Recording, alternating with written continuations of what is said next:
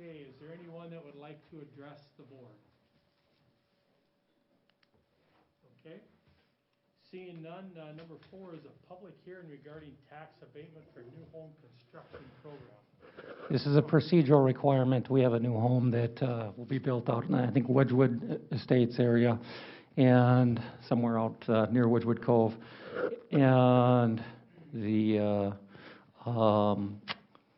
it's a procedural requirement that we have the hearing at the part of the beginning of this meeting here. There will be later on in the agenda. Okay. And then we'll go to number 5, approval for today's agenda. Looking for a motion for that. So moved. Second? Any seconds? Second. Okay, any discussion? Hearing none, all those in favor signify by saying aye. Aye. Aye. Pose the same. Okay, consent items. Looking for a motion to approve our consent items. So moved. Second, any discussion? Hearing none, all those in favor signify by saying aye. Aye. Aye. Oppose the same. Okay, consent approved. Number 7, to reports, Dr. Funk. Go ahead, Ashley. So tonight my report will be COVID related.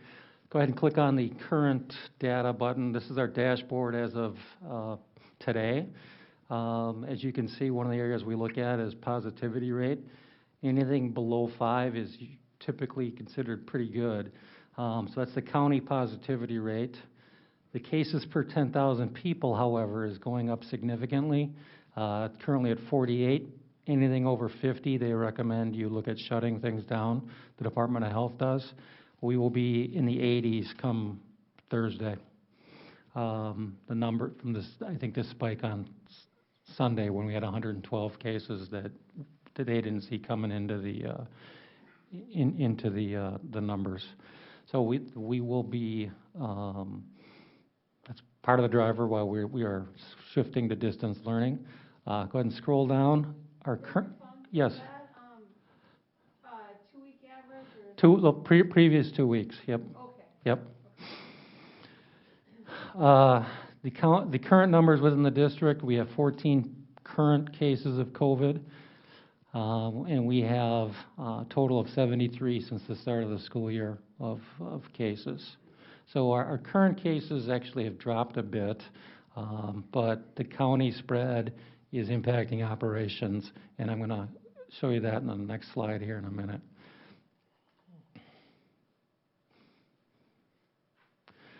So we currently have 23 staff members quarantined for 10 to 14 days. Either they tested positive, or the vast majority of them have been a close contact to somebody who's been positive. This includes support staff, teachers, and administrators. So throughout the district, we have people who've been exposed.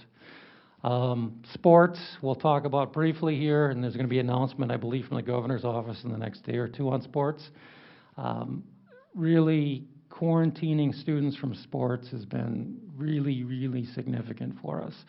So far, we've quarantined 87 students for up to 14 days due to close contact with another individual who tested positive within their sport. And as a result of that, I just got this before I came up here. This is on Twitter and it's on the Star Tribune. So it sounds like there might be a pause coming in winter sports at youth and high school levels in Minnesota. This could include stoppage of practices and games, according to Governor Walz and Jan Malcolm, the health commissioner.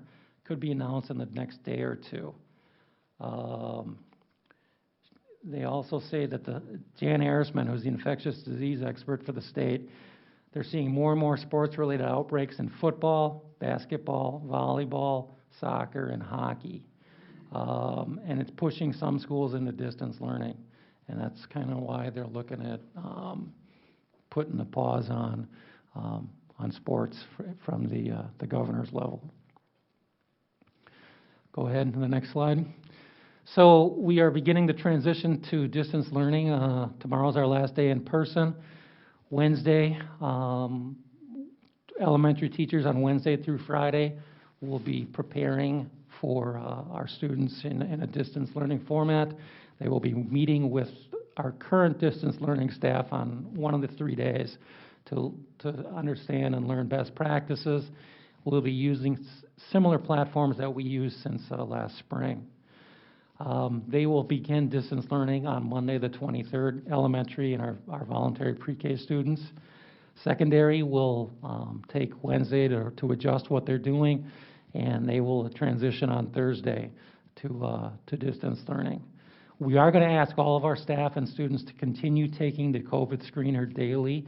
We send it through text message or through email, so on days that school is in session, so that we can continue to still monitor what's occurring within the district as far as illness related to COVID. Daycare, we currently have 95 enrolled. We had daycare at Halverson last spring. This fall, we are going to do it at Hawthorne. We have currently 47 students being bused on 3 different routes, and we will have bus monitors on those routes. We have 2 deans who are either getting their principal license or in the process of getting it, who will be placing in charge of the program. We were rotating administrators through there last spring. That was not as effective as having somebody pretty much day to day in that position. So we're putting the deans in charge of that. We will have VPK in their current room here at Brookside for daycare, and then the Tiger Cup daycare still will be open. We'll have nurse coverage here and at Hawthorne for students. We'll use the same protocols we're used for cleaning, for the screening, for the scanners that we are currently using. Food service, we are going to utilize food service on the following locations.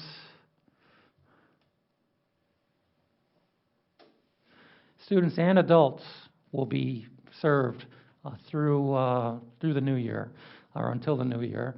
Angie, you asked me, Stony Creek Estates, we've been sending a bus there every Friday this fall, so the people should have an idea of where that's located.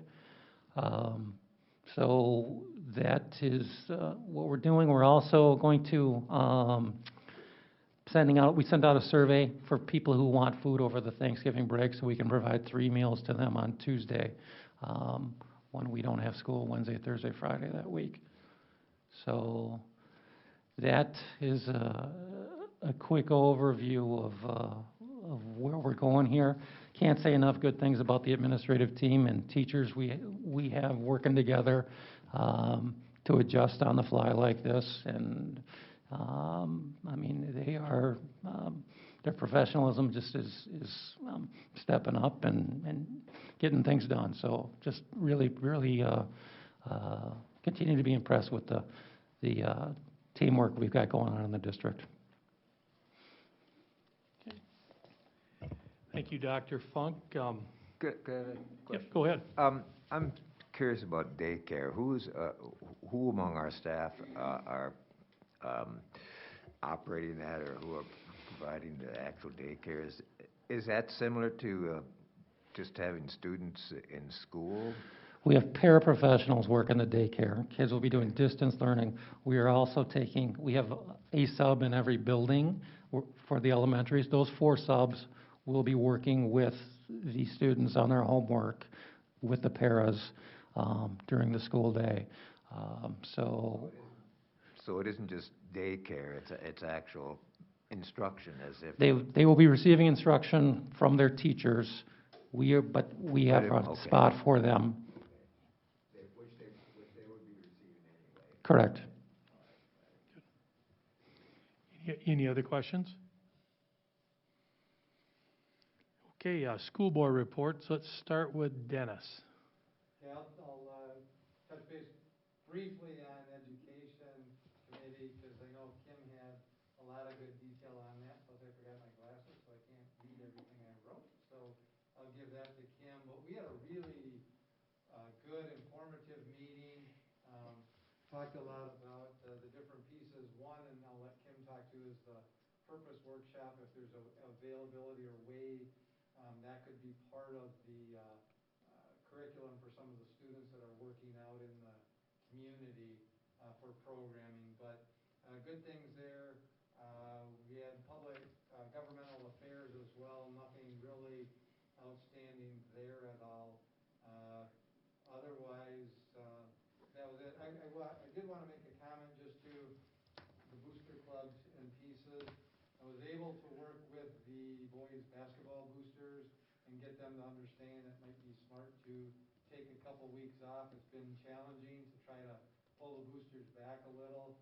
They actually met last night and came to the conclusion that they were going to take at least 2 weeks off now. So that will all end and give all those kids a break so things hopefully calm down. I know it's not likable, but we're hoping that some of the other booster clubs will take that lead and give things a chance to calm down so we can get through this. It's a hard road to haul, but I think if we can get everybody on the same page, it can be good for our community. Thank you, Dennis. Angie? I have nothing to report. Okay. Kenny? No report. Neil? Yeah, just a couple of things. Well, Dave, you and I and Kim met with Kathy Eber concerning the superintendent's contract, which is on the agenda for today. So that's an activity that in which I engaged since our last meeting. And on the winter sports, I'm involved in wrestling still, and as both a volunteer coach and an assistant, and I have been a bit concerned about the wisdom of that season for a long time. And as an official, I know I have I'm meeting tomorrow, all remote, and then a rules, a Southern Minnesota Wrestling Officials Association meeting to go over the rules changes on Wednesday, and actually, I don't know what, I'm waiting for some direction from the High School League and Department of Health and the governor on the winter season, and I know that's on the agenda too, but I'm a little concerned about that. That's it. Thanks, Neil. Jill? Nothing tonight. Okay. Kim? I attended the Business Ed Committee meeting with Dennis on November 6th. We're wanting to set up a collaborative meeting for what I would call Gallup, but it's a Greater Albert Lee Education Project. And Business Ed Committee, the Education Foundation, and the school district have all come together to start work on this. And one of the things that Dennis said that came up at the Business Ed Committee was in this interim time when they can't go out and spend time at a business doing a shadowing experience or an occupation, there are opportunities through the Blue Zones Leadership Council or team. It's called Purpose Workshops. So that was forwarded on to John Double, and we're going to discuss that on if that's something that in that econ class that they can maybe work on. But we're still in the early stages of that. Just giving supports to the district on that curriculum is what we're about. And if there's community involvement that's needed, we're going to support that. So it's a great partnership, I think, and I'm excited to see what happens there. The Business Ed Committee is also sending out surveys to businesses on, what is it that you need, not specifically just I need for COVID to be done, but like technology or even workforce needs, and so that'll be interesting too. And then there have been some state and federal dislocated worker dollars that have been brought in to the workforce development, as well as Department of Labor grants for those incarcerated folks that are in transition. So that's really good. Those are that workforce that we hadn't identified before. So that's good stuff happening there. Education Foundation, our next meeting is December 9th, so we really don't have a lot to report there other than there's that collaboration between the three entities for Gallup. And then the Toy Committee had a meeting, and they decided, what did I do with mine? Anyway, you all should have a gratitude pad there. Wendy Bidney and Jackie Sorensen and Glenn Parsons and myself got these out to everybody Heidi Skolpammer was awesome here. I just had to deliver him. She took care of it for me. But it was interesting that that committee, initially, they talked about getting these to the teachers. And then it quickly became, it's more than just the teachers that are, that we're grateful for, you know. And so I thought that was huge. And then Wendy, she texted me or emailed me and said, we should have included the school board, so that's why you guys have them tonight. So that's really cool. We meet again in December. We're really just trying to think of things to support the teachers right now. The toy committee is. So I did attend the Blue Zone leadership team, and the only thing that I wanted to share with that is that purpose workshop and how we're going to try to have those community entities work together. And then just a report for the district, I have not received an FAQ for the Minnesota State High School League on the listening sessions, so they haven't been produced yet. So as soon as they are, I'll forward them on. Thanks, Kim. I was going to ask about that, so. Dave, can I- Yeah, sure, Dennis. When you talk about the blue zones, one of the exciting things with blue zones and SHIP was the bikes to the elementary schools. Unfortunately, the balance bikes for the younger kids. Unfortunately, we won't get to see that right away, hopefully this spring, but I think it's pretty well set up for every elementary school to have at least 20 or 25 bikes available for the Phi Ed classes. So I thought that was a pretty awesome direction to be able to move some funds to. Good, thank you. First thing, I just wanted to congratulate Neil, Angie Hoffman, and Bruce Olson on your election to the school board. Look forward to seeing two of you up here. Neil, still.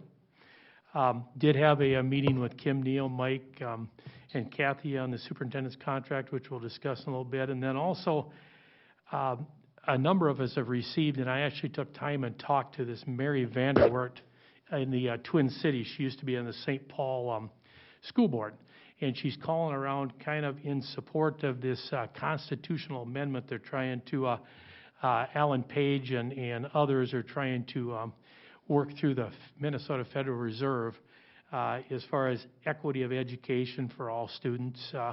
It was an interesting conversation.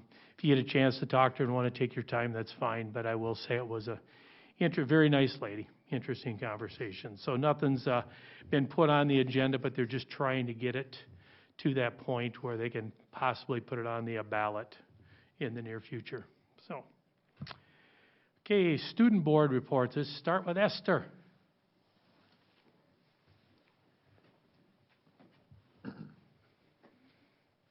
Hello, everyone.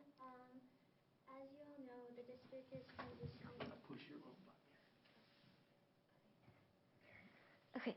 Hello, everyone. As you know, the district is transitioning to a distance learning module from the hybrid, and I think the overwhelming response from teachers and students alike is that everyone would much rather be in school, and it's hard for teachers and students to be at home learning or teaching from their computer, and so I think everyone is just looking forward to when we can go back to normal and be in school. And another thing is we started a well-being club or a mental health awareness club at the high school, and I think we're just brainstorming ways to support students and try to brainstorm ways to support like mental health and raise awareness for that during this time, especially because it can be more challenging, and I think sometimes students don't realize that it's okay not to be okay, but so we're just trying to support students the best we can. Thank you. You can leave that Okay. up there. Thank you. Aaron? Covered it very well on my report. Okay. Thank you. Chris, are you here for the teachers? Come on up.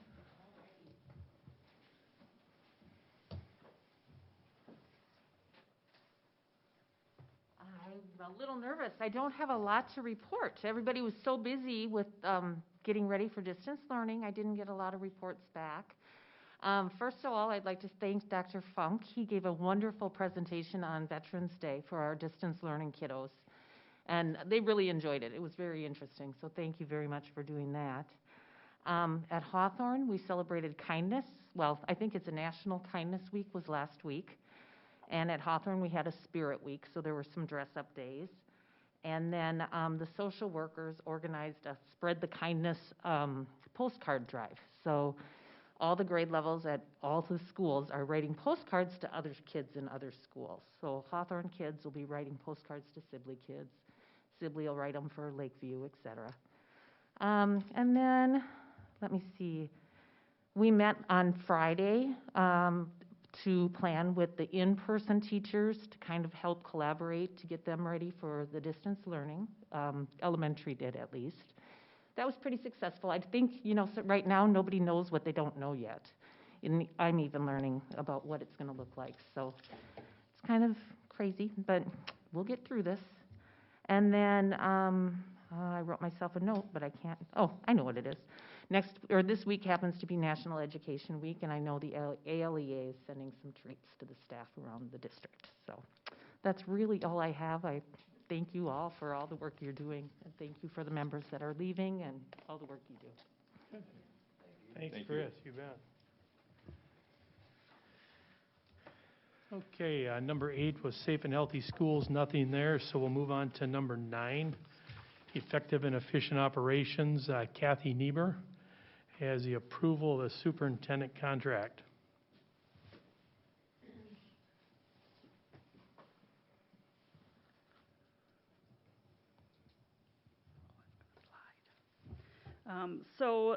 In August, we last discussed the superintendent's contract for the next 3 years. You have in front of you a copy of the proposal. In general, taking the number of leave days and combining them into a paid time off. This is not an unusual idea.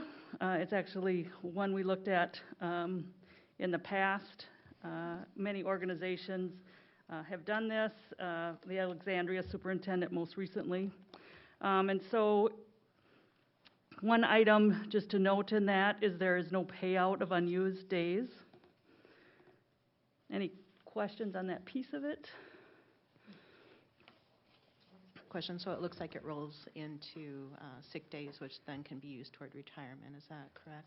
It rolls into a disability bank, which it goes no larger than 180 days, which I think is 3 less than other contracts, correct? It has not used for retirement. Okay.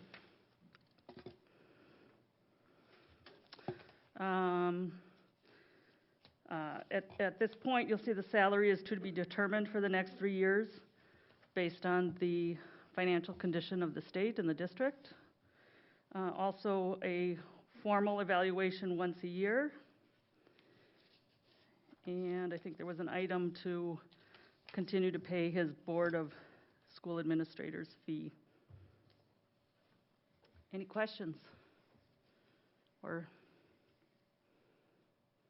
To be determined, will there be time frame when we look at that, or just when things calm down, settle down, or?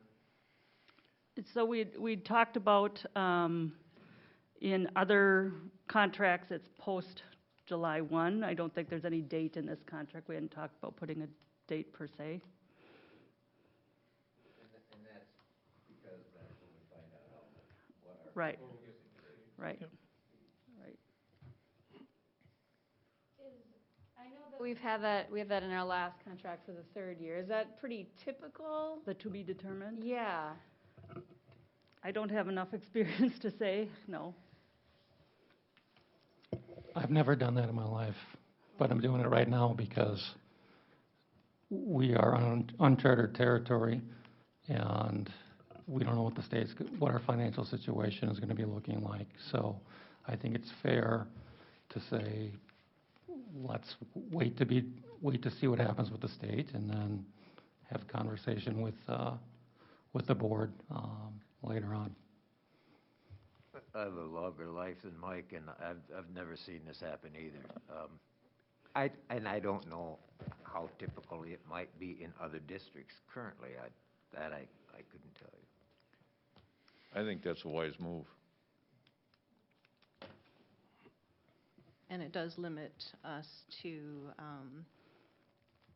not going below what the current year contract is, correct? Correct. Yep.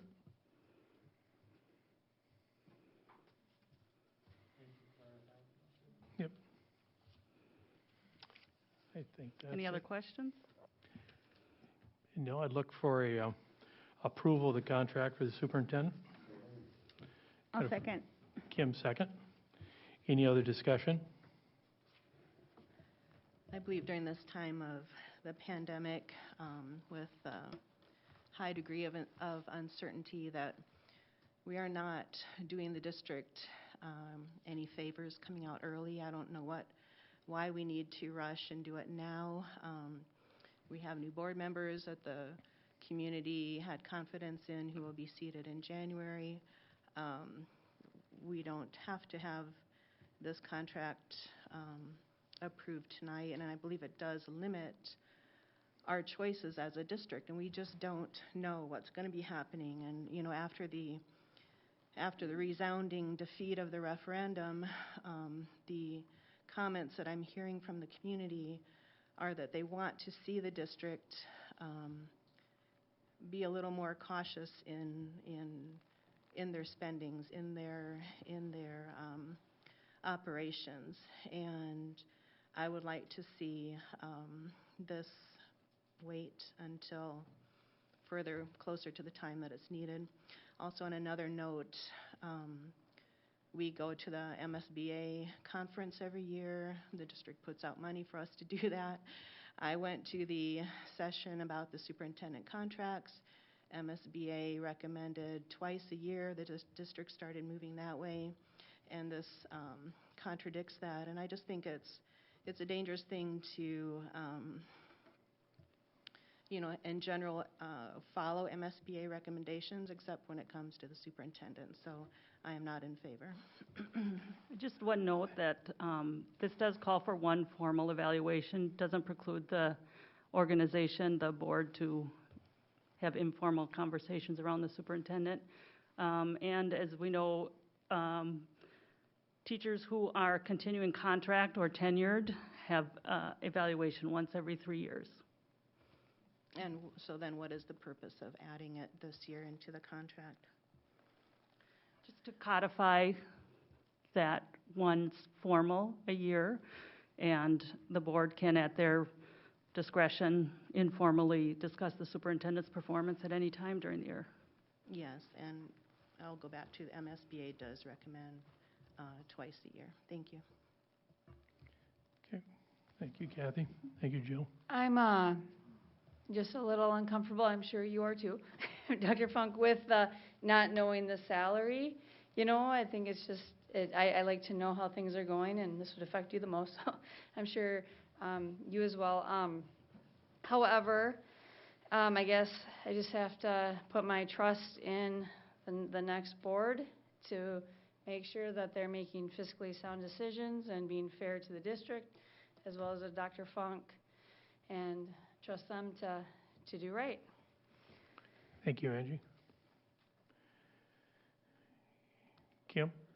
Did you? Yeah, if you remember, I had asked that this contract be tabled because we were dealing with so many things. And as it relates to the COVID pandemic. And I feel there's a couple things that I just want to state. That I feel like this is the perfect time to be doing this, because as someone who was new on the board not too long ago, there were some things that weren't handled before I started, and I felt like they could have been. And so I feel like this is giving the new board members that they can just get acclimated to the board and not feel like heavy decisions. But the other part is, one of the things that I indicated was, let's just see how COVID goes. How do we react? How are we responding? And it has been amazing to me other districts call our district to say, how are you handling this and what are you doing? And I feel like that starts at the top. And I feel like Dr. Funk has handled this well, and I feel like the fact that this contract is coming with no demands as it relates to salary speaks volumes to me in a time when we're asking all administrators to do more. And so that's how I feel about it. Else? I remember my first meeting on the board, I got to vote on the school calendar. We'll let that one go. You're right, Kim, a deep breath on that one and move forward. So, and yeah, thank you. I echo Kim's thoughts too about the no demands on this. Even the changing of the PTO, you give up a couple days if you add up your sick days and your vacation days before. Appreciate that. And again, the work you've done with the pandemic and the preparedness that you've had, and you've had a great team working with you, but you had to organize that team in order to make it happen. So, thank you. Well, I'll call the question then at this point. All those in favor signify by saying aye of approving a 3-year contract for Dr. Funk. Aye. Oppose the same sign. Aye. Passes 6-1. Thank you, Kathy.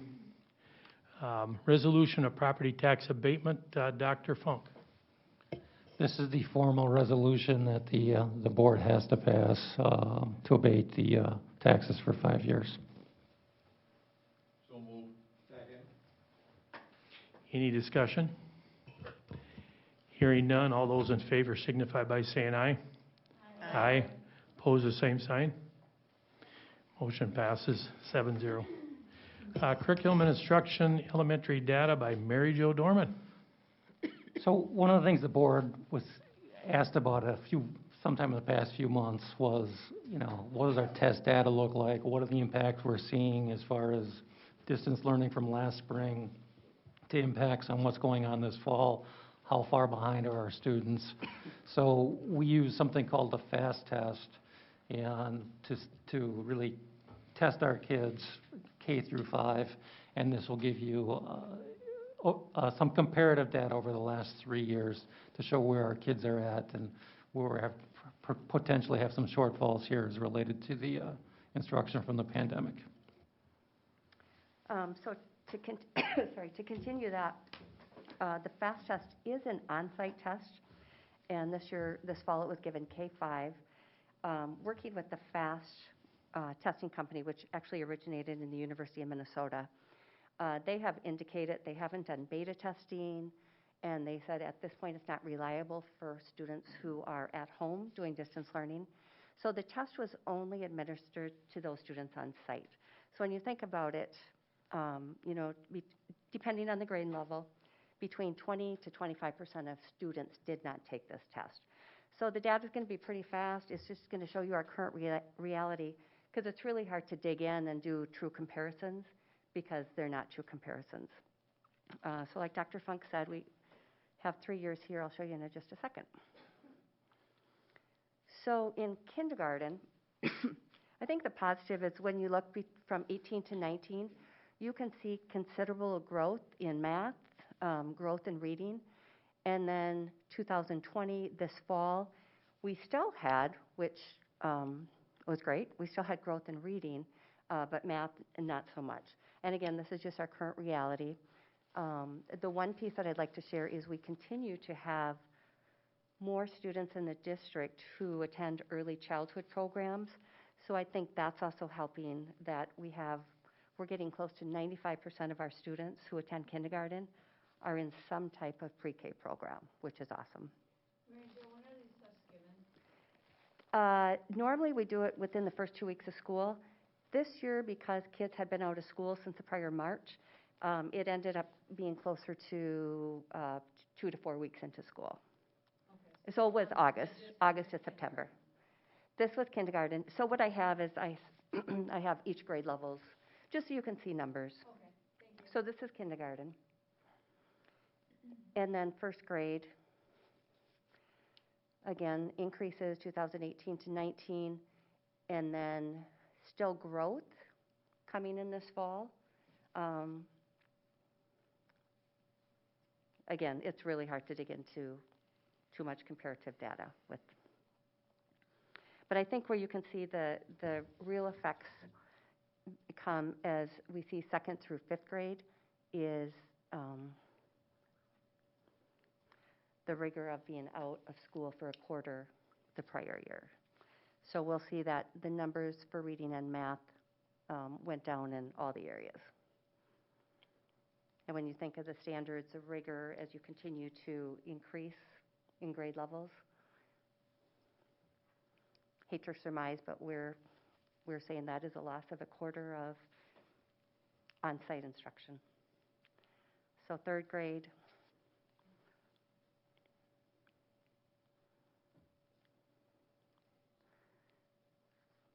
fourth grade, dramatic drop in math,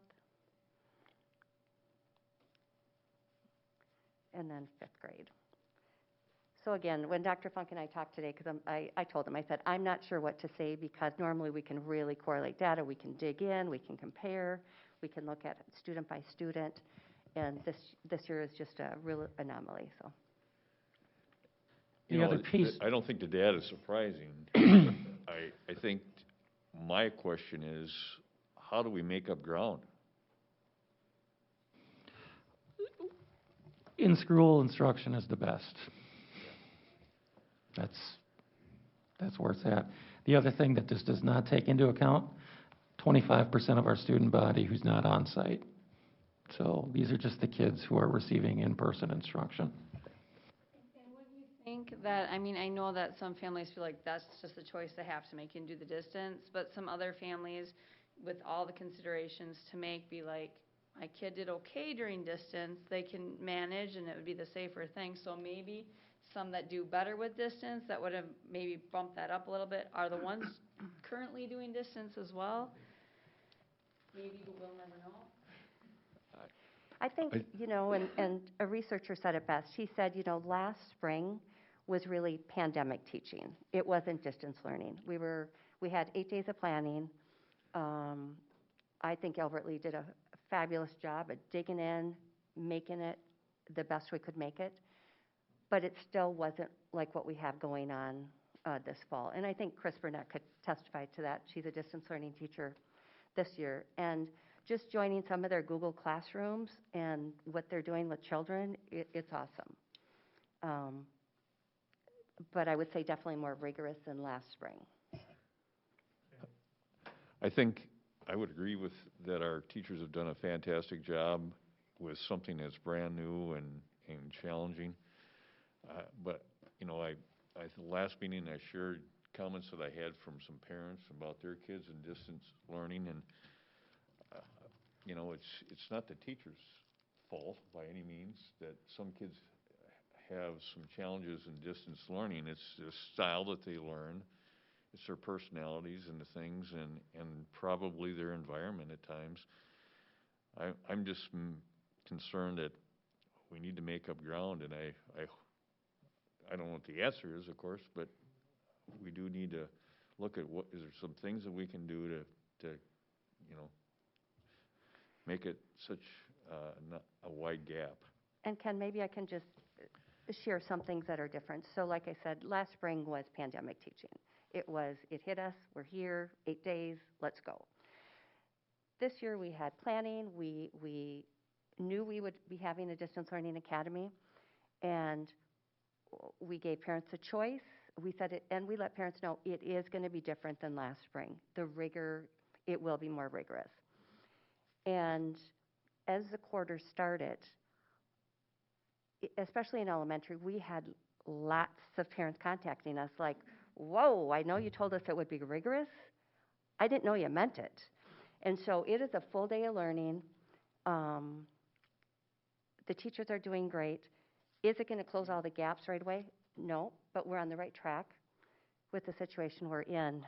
And those parents who said, wait, I can't manage this, can't do it in my house, we got them back on site. So that was good. I know as a past teacher of a number of years, the amount of, what I worried about the most when I went home in the summer and came back in the fall is the amount of learning loss, or maybe it was just more the amount of routine lost for all of our learners. I know our hands are tied, but I think it was best characterized to me several months ago by saying, as I mentioned, how we lose a lot over the summer. We've had a 7 or 8 month summer right now. And so I know we can't get them back. We'll have them back as soon as we can. I think the teachers are doing a wonderful job, but I do believe it's the rigor that's really, or the challenge, being able to challenge each one of the students by just seeing what they need.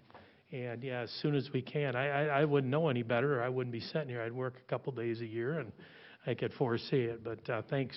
You know, I feel bad because I'm hating to see the 6th, 7th, and on up. And I'm sure you don't. Do you have all of them tonight, or just the elementary? 6th and 7th grade did not do the FAST test. Okay. Kind of for the reason that FAST is telling us it's not reliable.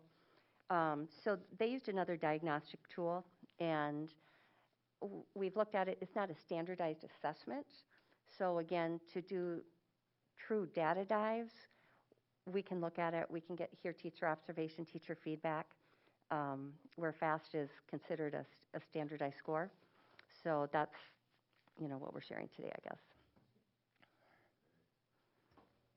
I think I make this comment or ask this question every year, but in viewing this data, rather hurriedly and perhaps superficially, one thing that strikes me as obvious is that whereas the first grade we're in the 30s and sometimes 20s, now I see up there in the 5th grade we're in the upper 50s and 60s, which suggests to me two possibilities. Either we're doing a tremendous job elevating these students from a 20 percentile to a 60 percentile in 5 years, or perhaps the nature of the student has progressively gotten more challenging.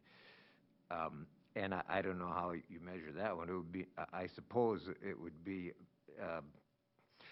advantageous to take these current 5th graders and then see where were they last year when they were 4th graders, and where were they the year before that and the year before that, to see if that percentile which they achieve is somewhat static. Without assuming that our clientele is consistent, is constant, then this data is encouraging because we're getting better. I mean, they're getting better. So that's one thought. I have another thought.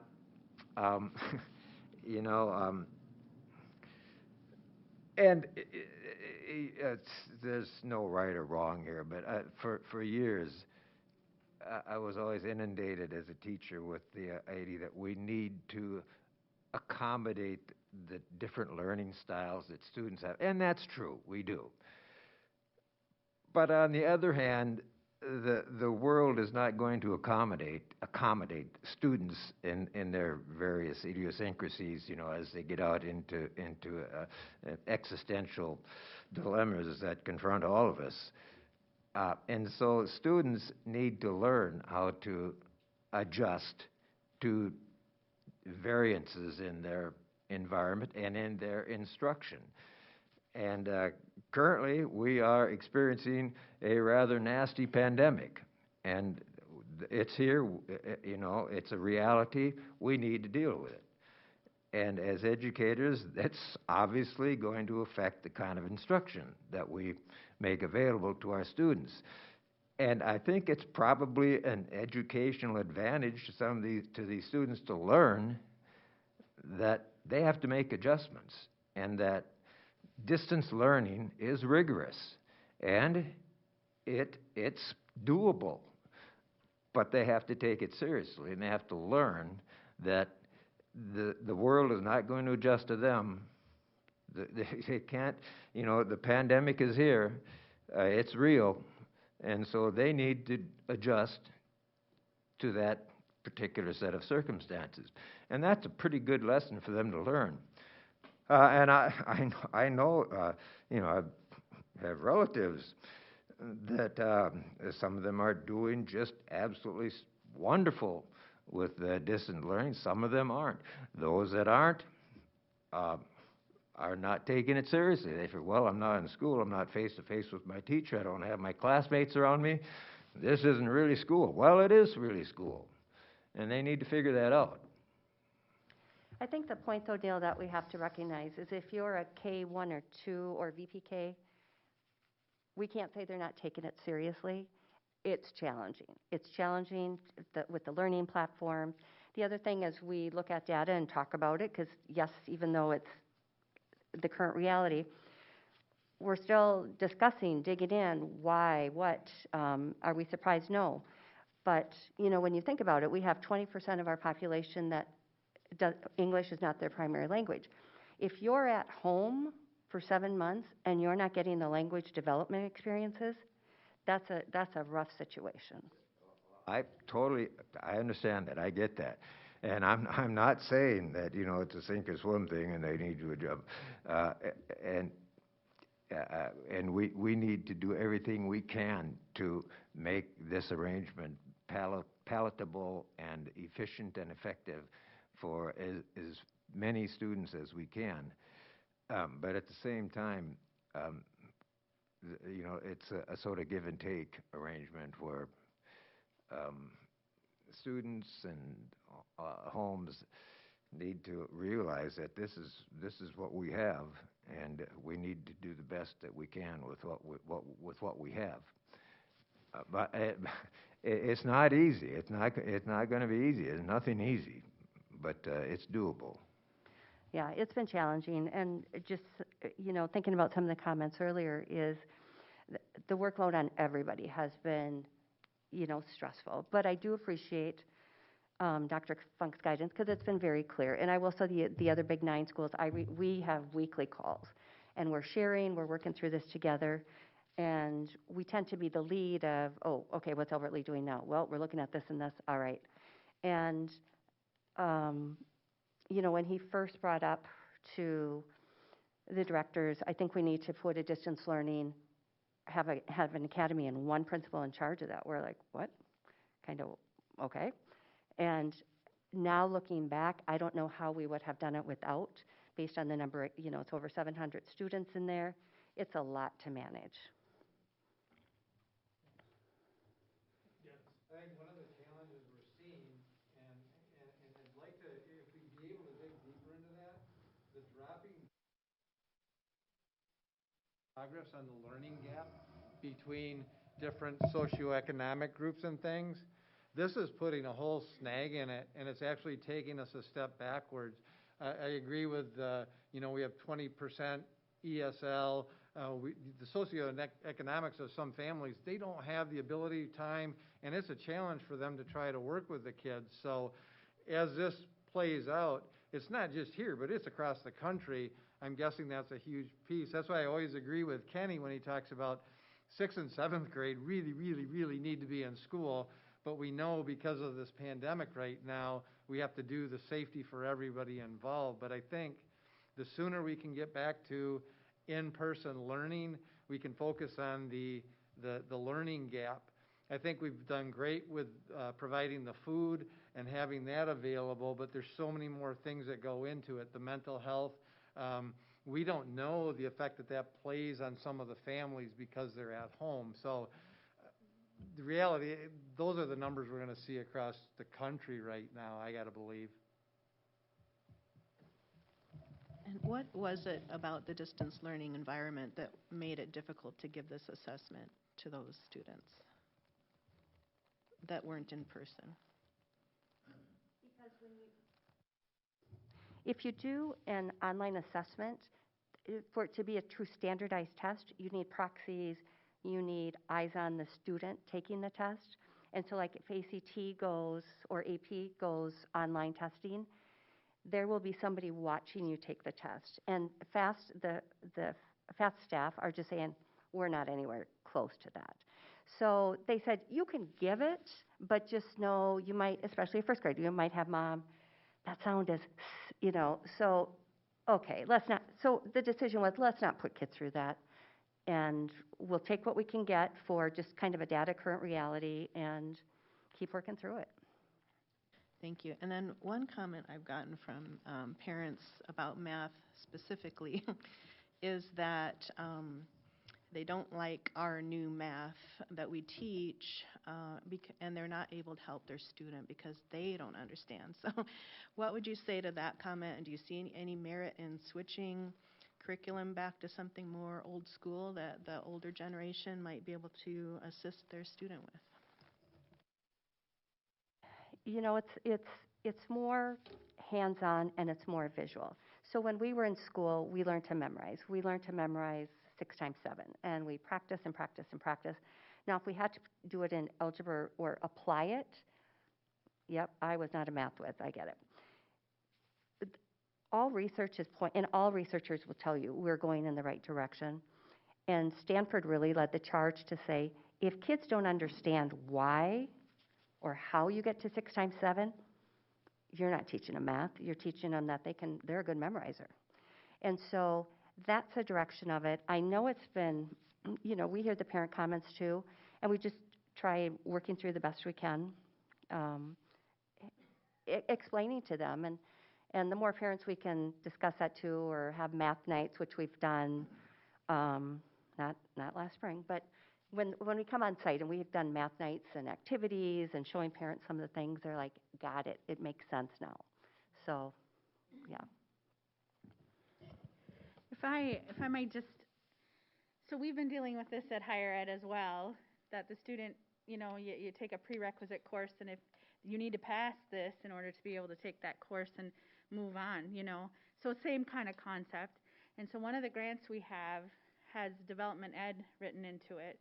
And the way we delivered dev ed before, development ed, was face-to-face, one-on-one, in person.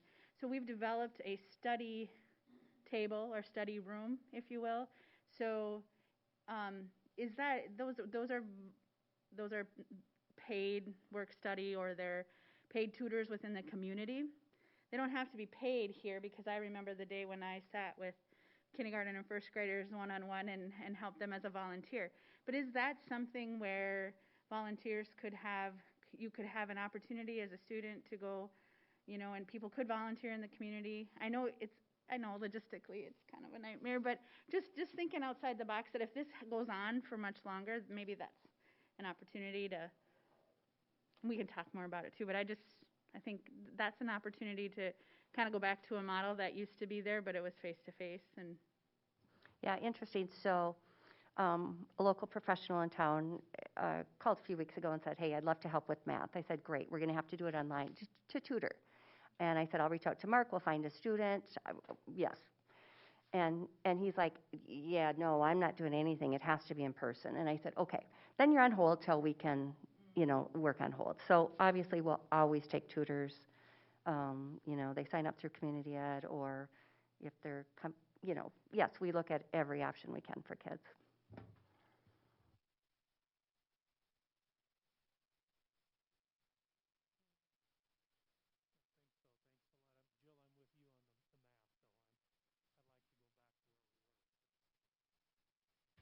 Okay, we're on to number 11, which is closed session pursuant to Minnesota Statute Section 13D.03, labor negotiations. I'd look for a motion to go into closed session.